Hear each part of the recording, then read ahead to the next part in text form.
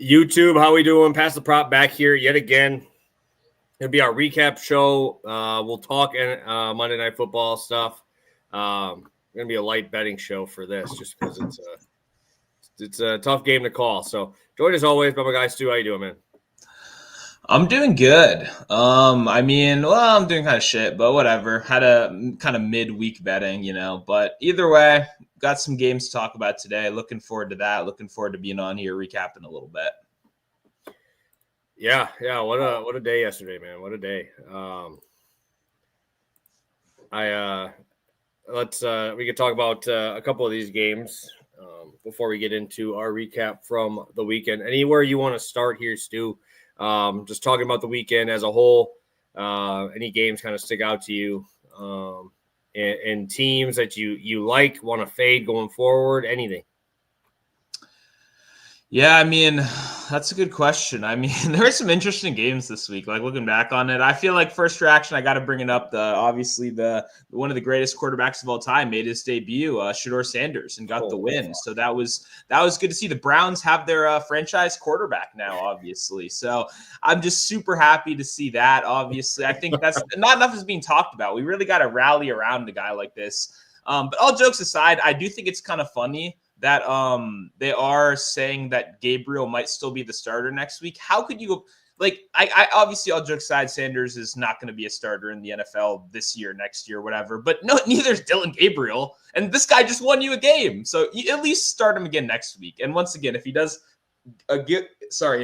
good next week, that would be probably the best thing ever for Twitter. So that game was enjoyable because it was a shit show. I liked watching it. And yeah, even Sanders, he did throw it down the field a couple of times, but obviously his biggest plays were like screens that just got out. So it was pretty great. Yeah, it's just funny how Twitter splits goes crazy, man. It just goes crazy. I also again, I'll bring up my most hated person in TV, and that's fucking Acho talking about all this shit. And he's like, really not going to say anything about Shedeur. He's like, dude, that defense had 10 fucking sacks. Why else would he give anyone else the game ball, bro? They're all freaking out that Shedeur get the game ball. The boy had 11 completions. Like, they had three. I think they had two of their drives start inside of the 30. Yeah. And he wasn't on the field for two of the touchdowns. They pulled him, and they just ran like some fucking wildcat shit, and Judkins scored. So I was like, dude, that defense just Myles Garrett has 3 sacks in 3 of his last 4 games. Crazy. It is absurd. I don't know how you could possibly give him the ball in that situation. 10 sacks is one of the craziest things. I have them in fantasy. They put up 40 for me because we get 2 points per sack, and obviously some nice return yards in there as well. So, hey, big shouts there. Fuck, that was hard to watch. And once again, I kind of said it for the game too. I really don't think they should have started Geno in this game. I get I don't know if you want to call it you can call it a little back problem or something like that, but this is like the worst stylistic matchup. And Thomas asked, who is the worst offensive line, Tennessee or Las Vegas? It's obviously Las Vegas. Final thing I'll say about that game. Everyone's getting angry at Pete Carroll, a lot of reasons, blah, blah, blah. Did you know that his son is the offensive line coach? Of course, the fucking worst unit in football is because the guy that's coaching his fucking dad got the job. How much of does that reflect real life of just of course, this fucking guy. So I thought that was kind of funny as well. The offensive line's obviously bad, but you got the fucking nepotism hire in there as well. That no reason, they don't suck. But I really just brought this game up, one, because it was funny, but two, because I didn't want to steal your thunder, obviously, from really what was the game of the day. Dude, I feel so good, bro. I'm on here. I know there's a lot of Eagles fans that come and watch the show. And I never bash the Eagles. I never bashed them, dude. I'm just saying. That is true. You got a guy up against the wall, a dude that I still – dude, the fact that they have Jordan Love 45-1 to win MVP and Dak is now up to 75-1, that's crazy, bro. I get it. They're going to make the playoffs, and I think the Cowboys are plus 650 to make the playoffs, but fuck, dude. They're giving them the runway, bro. They're giving them the runway. You get Kansas City at home on Thanksgiving. You just watch this. What more can you say about Dak Prescott? 350? 350 I think he had 4 40-yard passes, and CD Lamb dropped 3 balls, bro. Or else he would have had 20. He would have went 26 for 35 on that defense, bro. Yeah, crazy. The shitty part is like, my wife wanted to go watch the new Wicked, right? The new Wicked that came out. And of course, what time were we going to go? It was at 6:00. So I'm getting the text from Stu while this is happening. I did get to watch all the way up until the fumble. Like when you texted me about the fumble, I didn't see the fumble. Okay. And you're like, wow, this game is crazy. And I'm like, the craziest part is I saw I like how I think the NFL posted the guy, he got fucking trucked, then he gets back up, runs around and fucking forces a fumble. Dude, that shit gives you chills, man. If you're a football player like that, that's awesome. But yeah, dude, I got to give my shouts to Dak. Shouts to fucking George Pickens yet again, man. That dude is just a fucking monster, bro. He's like, I know CD. I mean, you still have to say CD is the one there. Like, it's you just have the long enough time frame that he's been there. But fuck, how do you guard these guys, man? I get it. I understand that they won. I'm like, I still don't understand why 21 carries for Javonte Williams, and he was averaging sub 3 yards a carry till he had a 20-yard run in the second half. Like, damn, dude, I thought they were like, I think Dak could throw for 400 on them boys. Just watching him chuck that thing around. There's just like, I was impressed with the offensive line. I was impressed with the stops that the fucking Cowboys made when they needed it. Dude, they were 3rd and 2.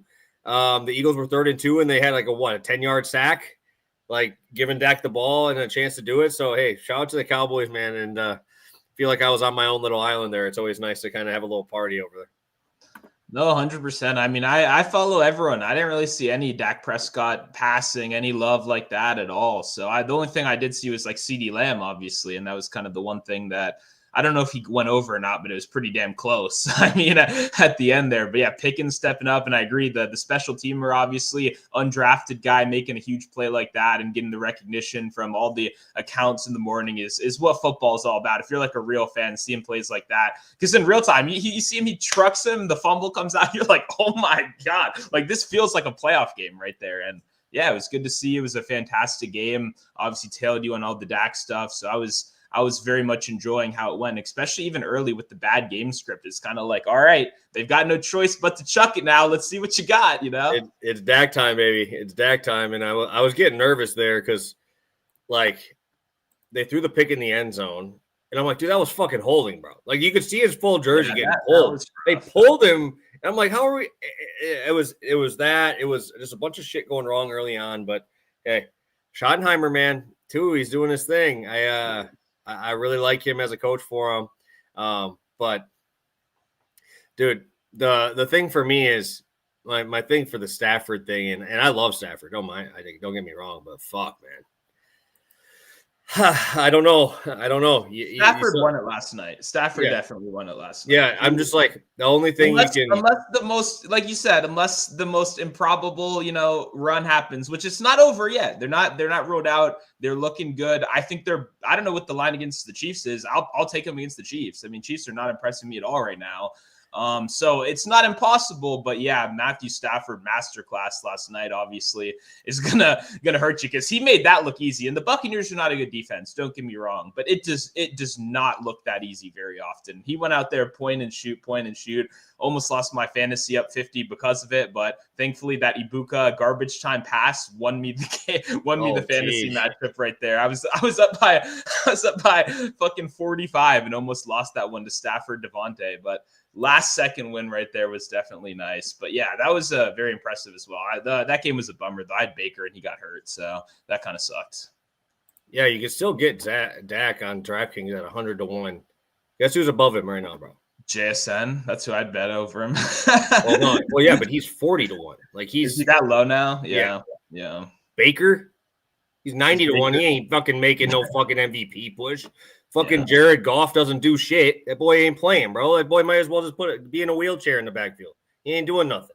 Yeah, Guy hasn't done shit. Someone sent in my Discord earlier, but I'd rather just play Gibbs like offensive player of the year. You know what I mean? So I mean, JSN's probably going to win that. Oh, no JSN doubt. shit. Still, JSN's numbers are fucking stupid. Bro. If you're playing 70-1s, you know, I'd rather do Gibbs in that market than Goff for MVP. So yeah, no, it's a weird MVP race, man. I know we went into depth last week about it, but it's just like obviously I think Stafford doing that makes it easier. You know, there's still time to forget, I guess, but I don't think Stafford is going to look bad. So I think he locked it in right there. Drake May looking kind of mid versus the Bengals. Drake May being 2-1 is fucking stupid. Yeah, that's stupid. Like crazy. My other thing too is when is Dan Campbell pulling his fucking shit, dude? He's got to stop being the freaking play caller. Dude's a dumb shit, bro. He's a dumbass, bro. Twice yesterday, they should have fucking lost, and they fucking wasted timeouts because they freaking Campbell thinks he can call plays now. Like, what are we doing, dude? Yeah. Like, you have no clock management. You almost lost the game to the fucking Giants. Like, god damn. And they should have. Jameis had to Jameis one time, bro, and throw the pick, right? Like, I just like, dude, I get it. You're giving the guy the ball. First off, you're a lying fuck. Let's give the ball to Montgomery. Yeah, let's not give the ball to Montgomery. Fuck. Say that, and then you give the guy the ball 30 times in a game, and you just don't have any clock management. It was horrible. I was watching that game because the Packers were on, and it was already halftime by the time that game. The Packers game was an hour and a half, bro. I swear to God. It's the worst fastest game I've ever seen. In a while. That game sucked. I can't wait for the Packers. Dude, you have no idea how happy I was watching that game, dude. You know I was freaking screaming against 9, bro.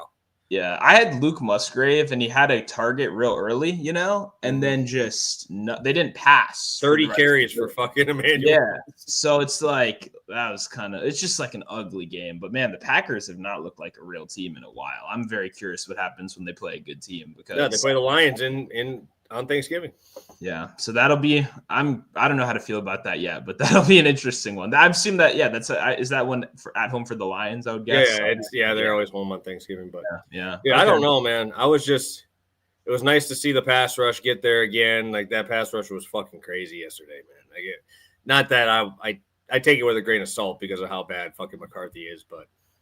Can I just play Gibbs receptions now? Is that even like? Can someone post this? I'm ready to go. If Quay Walker's out, dude, I definitely would fucking take it because that's really.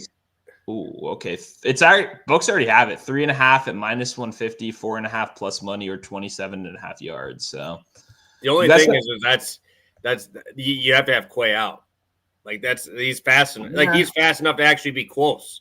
Like the reason Gibbs was so wide open is he's going against these fucking linebackers on the other side, and the Giants who are just getting cooked, bro. Like they got like 12 down. They ran the ball right down the middle every fucking play, and then he just went out the backfield, dump off. Like Quay and freaking Cooper are actually fast. Like that's what makes it tough. That's why running backs really don't get a ton of targets against them unless they're in like prevent. Yeah, no, it would be a receptions, not like a yards thing for me, because obviously just you need that outlet when the pass rush is in your face right there, and there's no Laporta. So who's your only outlet at this point? It's Gibbs. I guess Amon-Ra 5-yard routes as well, but they've been using him more down the field, I guess. So it'll be interesting. We'll talk about that obviously whenever those games start. But yeah. Yeah, shout out to 9 for cashing my live. Hey, good shit, man. Hey, good shit. Didn't he have 2? I swear he had like 2 or 3 in that game at least. I don't know if they called it a fumble, the one that his arm flew forward. That Micah hit his arm and it flew forward there. But yeah. Yeah, let's do a quick recap, Stu. We might as well get into it. Yeah. This one, obviously, I know some people had 37.5, so that was a bummer. He ended right on 37, but he did cash the 36.5 over on FanDuel for us, obviously, which was nice. This game was weird as hell. 2 pick sixes, like weird, I don't know, like weird special teams. It was just like it was an odd game, but obviously, and May looked bad. That was the other thing too. Like against one of the worst defenses in the league, he looked bad, but did have that bomb. I believe it was to DeMario as well, just like I kind of talked about. The guy does not play a lot, but when he does, they get him the ball. He's a kind of underrated weapon right now. So definitely happy to get this one here. But yeah, what a weird game. Yeah. Yeah, it was I saw that it was like 37. I'm like, yeah, I think Stu cashed that. So that's hopefully you guys are here live with us. A perk of being here live with us is obviously grabbing at the same time we do. So, first 2-unit free play of the year. Shout out to Dak. I don't know if Terrence is in here. Terrence sent me a screenshot that he actually did the ladder that he posted in here live on the show. We went all the way up to 350, and it was 17-1. And he cashed a 17-1 on Dak at 350. So, hey, big shouts to my guy Terrence over there. But fuck, man, shout out to Dak. That was fucking epic, dude. That was such an epic fucking game, dude. JJ McCarthy has a fake concussion, bro. That's smart. They got to get him. They said he's in concussion protocol. Motherfucker, that guy was playing all the way through. That means those doctors should be put in prison. If you think that he got a concussion in the game and they didn't take him out, that's prison time, bro. Like, that's literally what those people are on the sideline to do. It's smart though, because it's better than saying benching. It's just more like the MLB does this a decent amount where they like ghost IR people or whatever, and it's like a much better PR thing than benching someone, especially when you're a quarterback. So I'm just saying, if I were in the NFL, I would use these. If I was a coach, I'd be like, listen, buddy. Do you want to be benched or do you want your back to hurt? Because one of those two things is going to happen this week and you can choose, you know what I mean? And I think the player's taking my back hurts every time. Obviously concussion's a little different, but either way, I hope my boy 9 gets healthy quick, what a guy. You know how fucking great I feel about this, bro. I feel like I've been the McCarthy hater since he was drafted, bro. Yeah. And I love the tweets about the guy who said his upside was John Elway. Did you see that? It's going viral on Twitter again. No, it's a Vikings podcast, and it's is it my boy Thor? I hope not. I hope it's not Thor. I think it is. Thor got on the JJ wagon. Yeah. No, that's the guy's name. Yeah, that's the guy's name. He said high upside, John Elway. If he's average, he's gonna be Rich Gannon. Rich Gannon won MVPs, you dumb fuck. This guy is not winning MVPs. And then he said at the low end, I forgot who it was. I blanked on who the low end was because I was so baffled by a guy thinking that 9's going to be John Elway, bro. Yeah, no, that was ambitious. But hey, Thor's my guy. Thor has a long history of being a smart guy. But unfortunately, when you're one of the worst takes I've ever heard in my entire life. I was gonna say when you when you're a team fan and I guess it meshes with a draft pick that he liked as well, I think that just created the fucking hype train because once again, a lot of people in the industry respect Thor as well. So like a lot of people were like picking it up. So I don't know. I'm still a fan of my boy Thor, but he obviously does deserve to be shit on for that as well. Because that's the name of the game with Twitter. That's the thing, dude. And this is what I said. If you're not willing to fucking put your face out there, imagine if Dak would have went like 10 for 25 and fucking threw 3 picks. I'm the only motherfucker who's on here saying anything good about the guy. So I very well know how it goes. We both have had bad ones. Obviously, I didn't ever say that he's going to be a top 3 quarterback of all time. Sure. And he's ass, but it's all right. It's tough. But we get to cash this one and wind on a high note. I know. What a good end to that game. Gets his longest reception, which I had, and his fucking anytime touchdown. It also catched yards as well, if anyone had that. I mean, end of the game, a little bit sweaty there. But they didn't have the ball. Like, they had the ball so minimally, and when they did, it was almost like a giving up game plan of just Chase Brown, punt. So they didn't throw the ball at all. And then right before the last drive, fucking Higgins gets injured. I guess they're just like Browning comes in. They're like, all right, whatever. We'll throw it around a little bit. Well, Browning came in because the dude broke his fucking finger. Yeah, that was wild. That's what a savage, dude. Yeah. So it goes to the sideline, pop it back in, dude. That's so savage. But hey, I'm just thankful my boy Tinsley got it done here. I mean, big guy, big red zone threat. Obviously, ended up playing out there at the end. And yeah, it's good for him. It's kind of how I felt too. If this game was a blowout, it's like the coaches and everyone love him. Like he's literally, if you read anything about this team, he's like a locker room favorite. So that's the kind of guy they get the ball when the game's kind of over like that as well. So shout out to Tinsley, cashes the ticket for us. And actually, when Burrow got ruled out, it literally spiked up to like 600 in some spots as well. So there were some nice prices out there. Yeah, I texted you. My book fucking moved it down. I don't know why they moved it down. I think it went up, and then everyone hit it again, and then they were like, "All right, back." You know what I mean? Like, that's just kind of how the market moves all the time. Yeah, it was a little crazy. I was like, "Damn, he's got to score now, bro." But I'm pissed because I had Tinsley in a DFS lineup, and I played him with Dak, But that was a lineup I did not have Jahmyr Gibbs, so I was already fucked. Like when a guy has a day like that, I was on a 2% owned Dak Prescott, bro. Highest scoring quarterback of the day, bro. And I find a way to still fucking barely cash. Because Jahmyr Gibbs had 70 or 60. Yeah. It's just like, what can you do? Dak had a fucking phenomenal game. He had 30. And a guy doubles him up. Like, crazy, dude. Crazy. Dogs of the week. Did Bengals get 6 or no? No, they did not. They lost by 10, I think. 10. I want to say. Steelers get the push, so 12-7 or 11-8 there. All right, Stu, let's talk about this fucking game, bro. Actually, no, let's recap the numbers here. 37-29. We're at 13, boys. Did the Bengals last second cover that? I thought they only lost by 1 score. Yeah, I turned that game off, but I think they fucking covered. I thought they lost by, I don't know if it was 7 or 6. Okay, we got the fucking cover. Hell yeah. Lost by 6. Yeah. Boost that up. Hell yeah.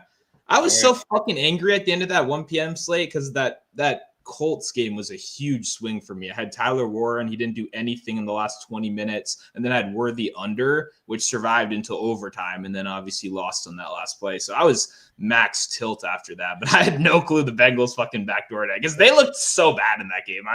Shout out to him. I forgot about that. Good work, Bengals. Dude, I gotta get this out here quick.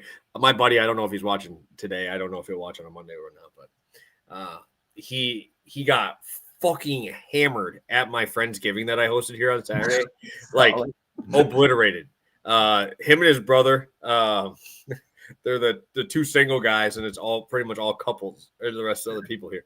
So he's just ripping beers. We're watching the game. Everybody else leaves. We're just watching the end of these games and puts a live bet in on Utah when they're down 14. They end up covering, winning at the end. And supposedly, I didn't go with him after the fact. Supposedly, I went to the bar, and he kept drinking. And I look at him the next – we meet up to watch the games at the same place the next day. Dude threw like a 10-unit bet on the Chiefs' money line when he was almost blackout hammered.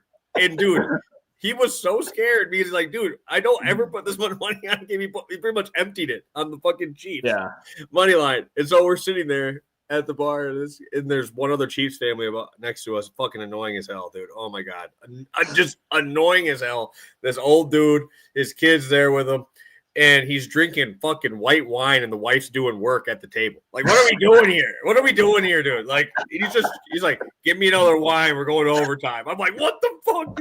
Drink a goddamn beer. We're at a bar, bro. Like, what are we doing here?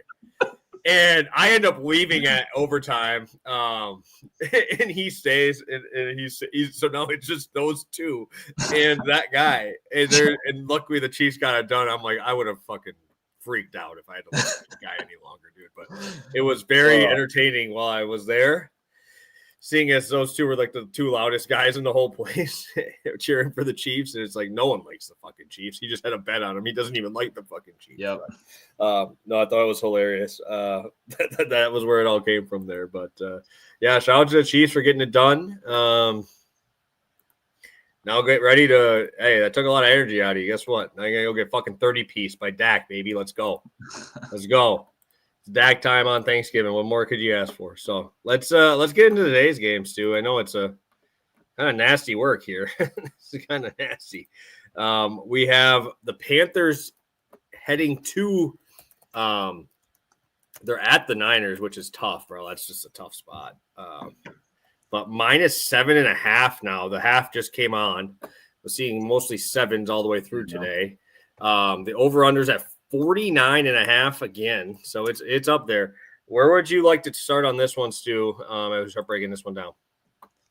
Yeah, I mean, honestly, I'm going to go the under for sure. I'm going to go the under at 49.5. These are both 2 teams that I think when things are at their best, they want to run the ball a shit ton. Obviously, we know that's the case with the Panthers ever since Rico Dowdle took over as the workhorse, bottom 3 pass rate over expectation. The Niners, on the other hand, theoretically want to run the ball a shit ton, but also they have the lowest yards per carry in football. Like, they haven't been able to do it this year, which is kind of weird. The Panthers started out as a good rush defense. Now they're kind of mid to like below average, but they've held most good rushers in check this year, even on heavy volume, except for James Cook. James Cook's kind of the one guy who did have a very nice game against them. So I don't know, like 7.5 feels like too much to me, honestly. When I think of this game, I'm thinking like the dead zone 5.5, 5, maybe up to 6. Like, I'm surprised it crossed 7. I would assume there might be some market resistance, but I think the biggest problem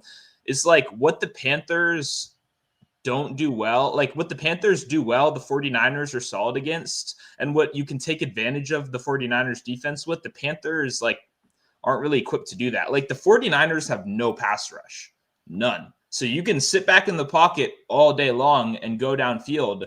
Bryce Young doesn't do that. Like, that's not really a part of this offense at all.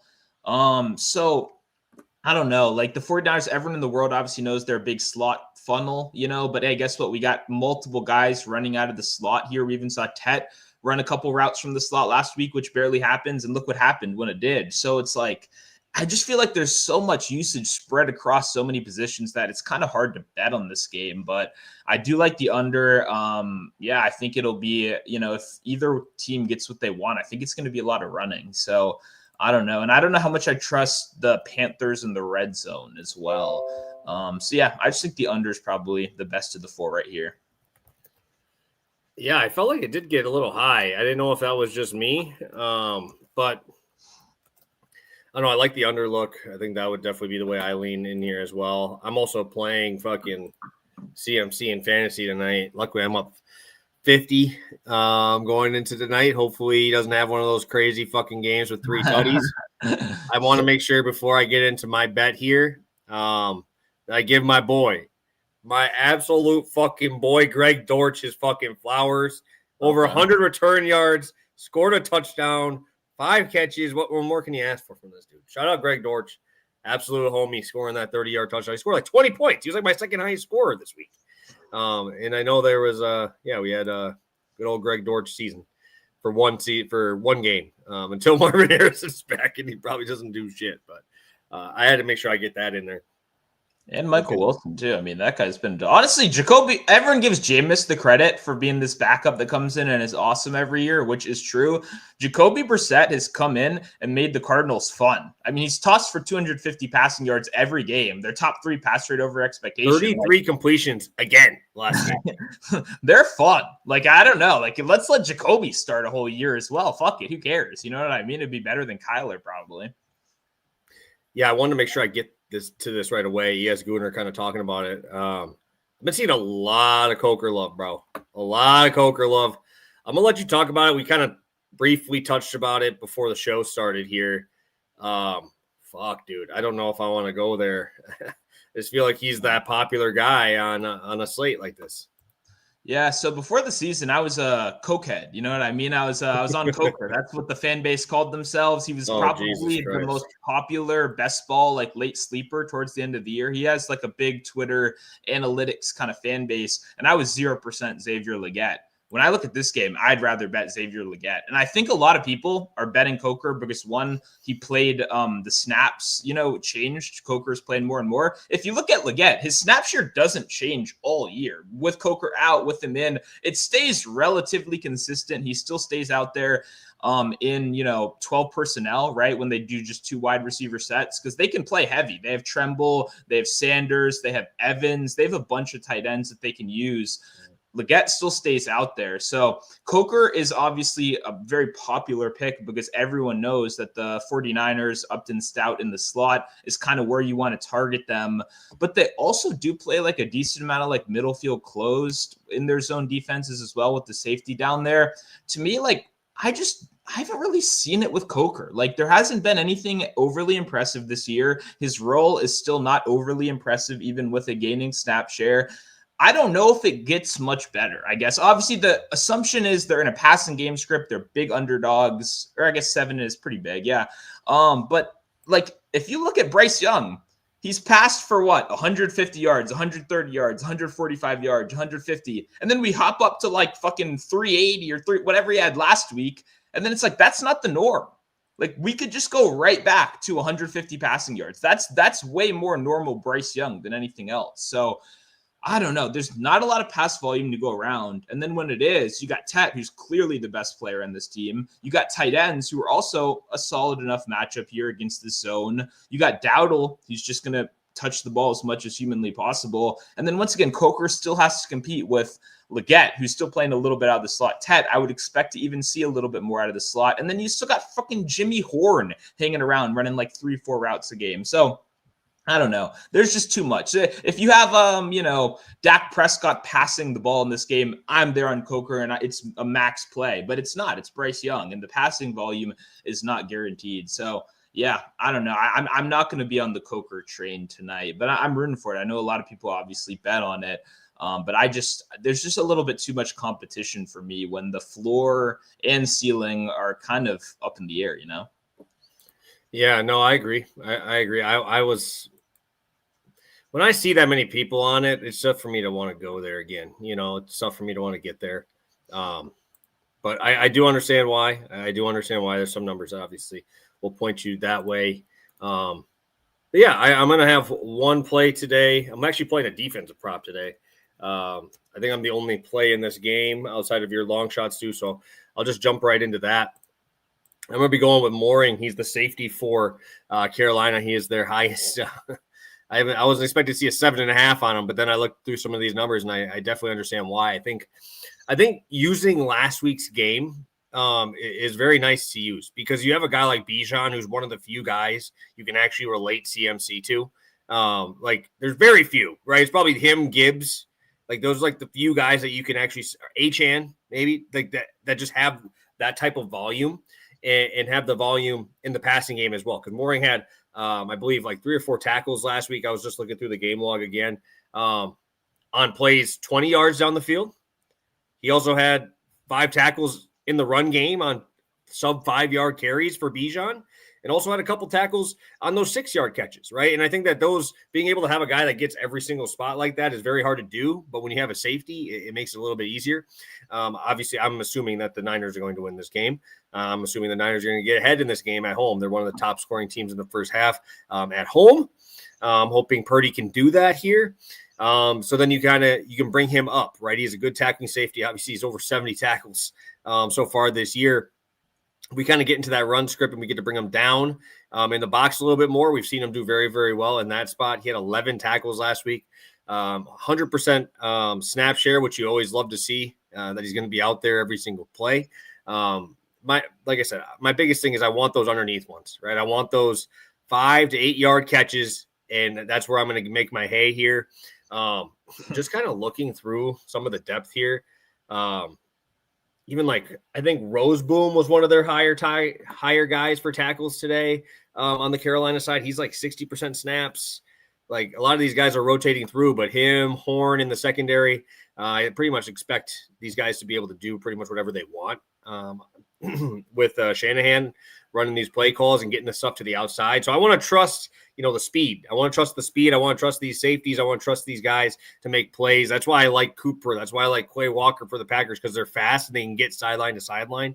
Obviously, when you're a safety, you're quicker than these defensive linemen. So he's been getting a lot of those assists by just getting there late and finishing the tackles. So I'm going to be rolling with them. Obviously, when you play with a guy like J.C. Horn, right, obviously he's been very, very good this year. I don't really even know I know that'll probably come up in the questions here of who he'll be guarding there too. So that you get a corner like that gets to, step up a little bit, take somebody out. Maybe this is maybe a little bit more Kittle, McCaffrey again underneath and cleanup duty, right? Mopping duty, cleanup duty, just finish off the plays, get those assists. I love those late jump ins on those tackles. They count the same as if you do it one-on-one, dude. I don't care. Jump on the pile, dude. I'll take it. But 7.5 feels pretty low at plus money. For I feel like a very similar type of game in what the teams want to do. And also the Panthers had only 27 minutes of possession last week and still got there. Falcons had 37 minutes in that game. So I think we see Purdy in those check down rolls. McCaffrey doing his thing, and yeah, let's get these underneath tackles. This feels like a game for that safety to be coming up and making some plays. Yeah, it makes perfect sense. I mean, the Purdy targets tight ends and running backs at a top 3 rate, and the Panthers, their defense themselves, allows a bottom 10 rate to outside wide receiver reception. So it all kind of funnels over the middle. We know that's what the 49ers do best, and he should be a guy that's able to capitalize off of it. So, yeah, I see no reason why. Unless I guess if he's not up in the box sometimes and maybe those linebackers kind of clean up the tackles. But I do believe they're having some pretty serious linebacker injuries as well. I don't know if both of them are going to miss, but at least one of them. I think maybe both of their starters. I think Wallace missed last game, right? I think something like that. Trevin Wallace, I saw was out last game.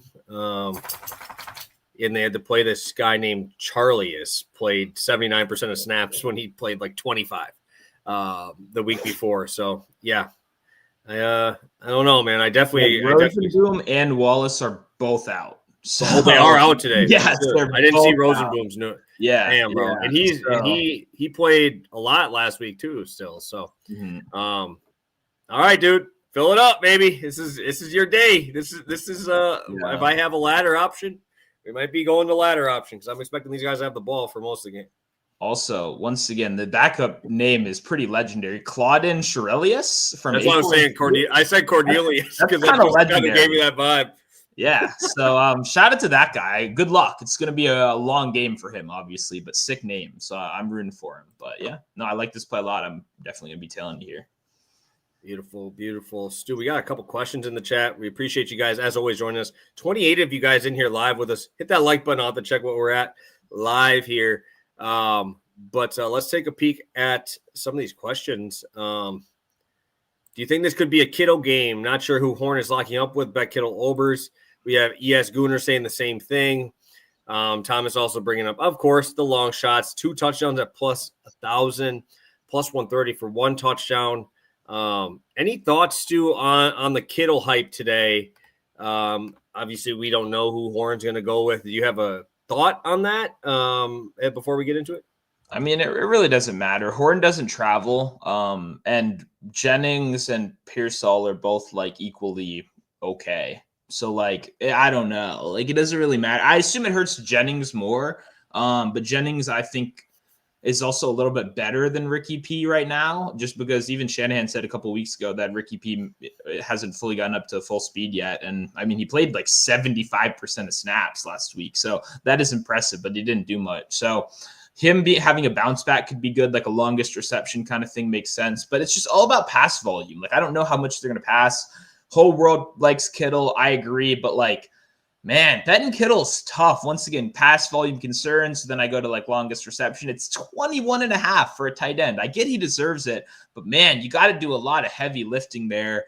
And they play a lot of cover 3. So it is an attackable area, but they play cover 3 middle field closed as well. So they do have a safety there trying to at least take out the tight end. They've been pretty solid against the tight end so far this year. And then Kittle's caught every single Purdy target. So I could see some regression happening, but like, I don't know. I'm not going to fade Kittle, obviously, but like getting to 65 at this point, is that how high it's gone at this point? 21 longest. Like, it's tough to get that high, I think.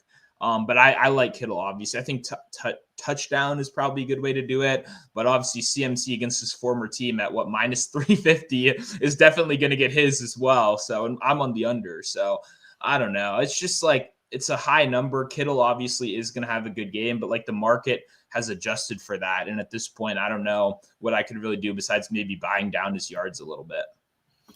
Yeah, I'm looking in the Niners team totals at 29.5 too. So it's like, you think CMC, I mean, what's CMC 2 touchdowns, like 300? Like, it's crazy, dude. This guy's probably not even that good, honestly.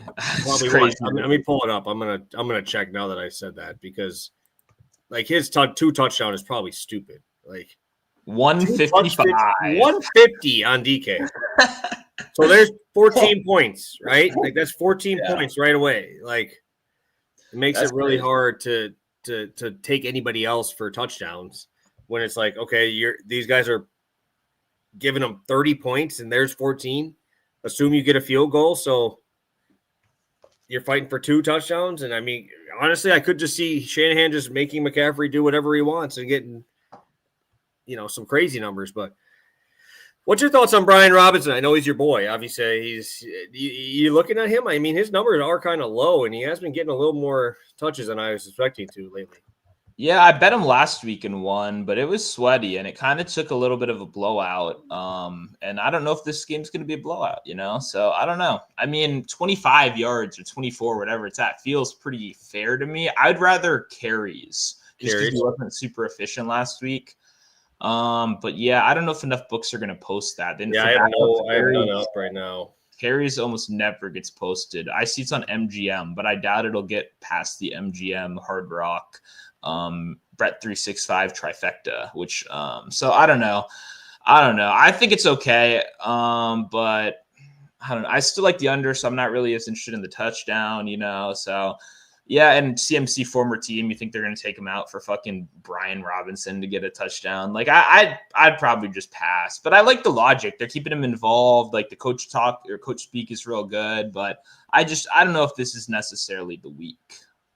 Yeah, what a fall off. Chuba Hubbard, 14.5 rushing yards.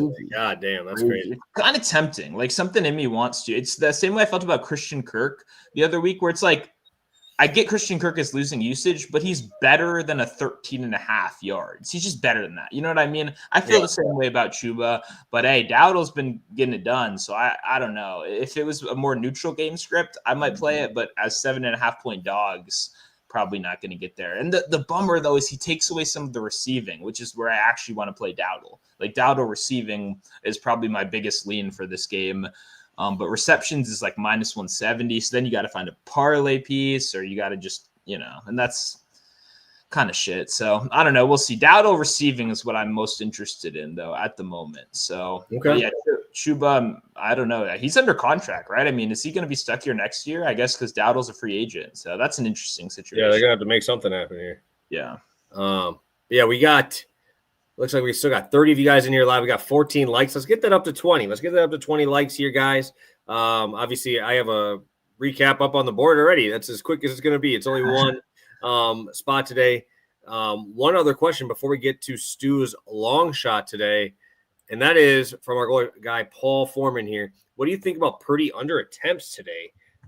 As Purdy obviously is coming back, you think maybe they try to run it up because Mac Jones put up some numbers, but we have Purdy completions at 22.5. I'm looking at yards at 254. Completions is 23. Oh my gosh, dude. These do feel kind of high, 30, but only 31.5 for pass attempts. That's really good efficiency if he's just going out there ripping like that. Yeah, so I mean, that was kind of one of my first thought looking at this game before looking at the lines was like under pass attempts, but then kind of did the same thing you did where you look at it a little bit more. You're like, I mean, there's so many easy checkdowns as well. Like, I don't know. It's tough because I would play it if the Panthers defense was playing how it was a couple weeks ago, where they were a better run defense and a worse funnel. But recently they've been, especially in the yards before contact department stuff rate, like they haven't really been stuffing as many guys. And obviously, while CMC profiles as a bottom of the barrel running back in an efficiency metric right now, we know CMC is not a bottom of the barrel running back. So I don't know. It's kind of tough. I think there's more of an advantage if they pass the ball in this game. So that's what's going to keep me away from it. But I do, in theory, like the under. Like that's where I kind of started from. But I just think the line is a little too low. I would almost hope 31.5 is a 33, given the past couple weeks and the performances, or I guess 1 week sample. But before that, so yeah, I don't know. It's kind of tricky unless you think they're going to boat race them like they did last week. But I don't think that's really going to be the case. So yeah, I don't hate the logic. I think the way I'm at, both teams allow bottom 10 target rates to outside wide receivers. So rather than just going to the quarterback, I think under on outside guys would be maybe how I looked at it, but except I guess Ted, who I'm not going to do that against. But, on this side, like I think Jennings under receptions could be solid. 4.5 is like minus 170. That could be a good parlay piece. 3.5 plus money, a little bit more risky, but could be a smaller play. But yeah, general thoughts there. Awesome. Stu, I think it's time, man. I think it's time. What are you rolling with today for a long shot coming off of our sweep on Sunday? Yeah, no, we're gonna scale down a little bit to just a quarter unit on this one because we're going a little bit crazier. But I like Tommy Tremble at plus 750. I know more people are getting on Jatavion Sanders. I want to bet one of these guys receiving yards, but man, maybe it's the PTSD from Luke Musgrave, but I do not want to bet a fucking 3 tight end split on a low volume passing offense. You know what I mean? But like there's opportunity with the kind of zone that the 49ers do play and like the slot receiver thing being a big deal. Well, guess what? Tremble and Sanders are both going to get some slot snaps as well. You know, I just think there's opportunity. Tremble won the game for him. I mean, he had that awesome play where he broke off that huge yards after catch thing. Like, he's already playing more snaps than Sanders anyway, just not running as many routes. Like, he's out there. He's still going to be there for 2 tight end sets. I don't know how that doesn't earn you more. Like, he was like, he had an awesome, that catch was awesome last week. I don't know how that doesn't earn you another look or two. And then once again, this team doesn't target tight ends that much, but the 49ers defense kind of funnels that. You know what I mean? They're a good matchup for it. So that's my general take. I think I'm going to take both tight ends, but then, man, if I take Sanders at 400 and then fucking Mitchell Evans or whatever that guy's name is scores a tight end, like I know it's fucking M Evans because I thought it was Mike Evans because they were playing the Buccaneers. I'm like, what the fuck? I'm like, I'm gonna crack playing? So I don't know. Like it's just it's a dart. I just feel like Sanders is at like 425, and that the difference here feels a little much to me, honestly. And I saw someone say Bryce Young rushing. I need to tape that a little bit more. That's in my consideration as well. His touchdown could be kind of crazy. I don't know how good the price is, but if they're giving me like a 15-1 or something like that, then I could get in there. But I only see 850 on DraftKings, so maybe that's actually not going to be the case. But yeah, I don't know. They spread the ball a lot around in general, especially in the red zone. I just think this price is a little bit big, especially if, once again, I like the under, but the total clearly says we're going to get some points. There could be some garbage time. So why not give Tommy Tremble a chance after that great play last week? Yeah, no, for sure. Yeah, I think it's crazier too. I'm looking. I know this is off topic, but Bengals going. I mean, obviously Burrow's playing this week, but the Bengals are down to 6.5, 7 after it being 11. When we did our show on Friday, I know we talked about that a little bit. We talked about that game a little bit, but damn, dude, that's kind of wild.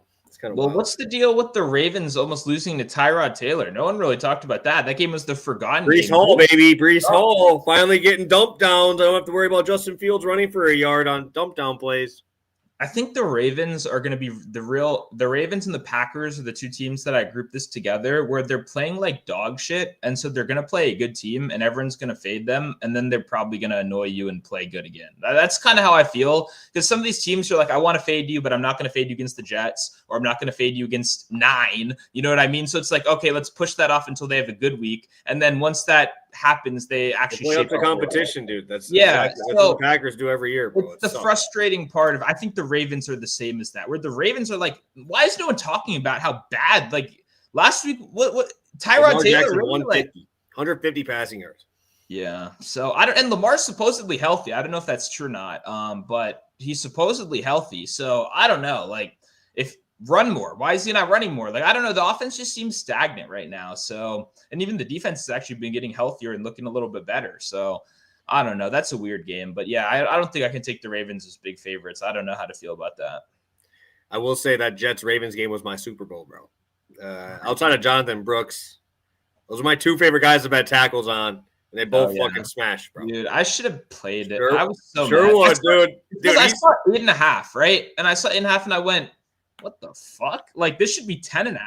And then I'm like, and then Roquan went for 14. Yeah. It's like, I thought, okay, something's up. You know what I mean? Like, I'm not really fully in the weeds with tackles and assists, but I should have bet that. That was, I can't believe I didn't, because I was looking at that like, why is this only 8.5? Like, it's Derrick Henry and a running team on the other side. Like, what am I missing here that could make it that low?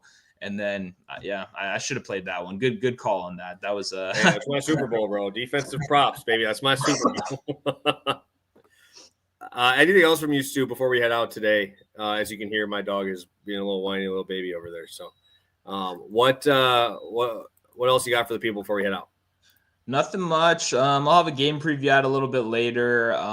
Still trying to figure out what I want to do with this game. Probably something with Dowdle, maybe receiving, but I don't know. Or maybe some, what do you call it, CMC receiving as well. But you got to buy that. You know what I mean? Like CMC at 45 is just a running back that high is ridiculous.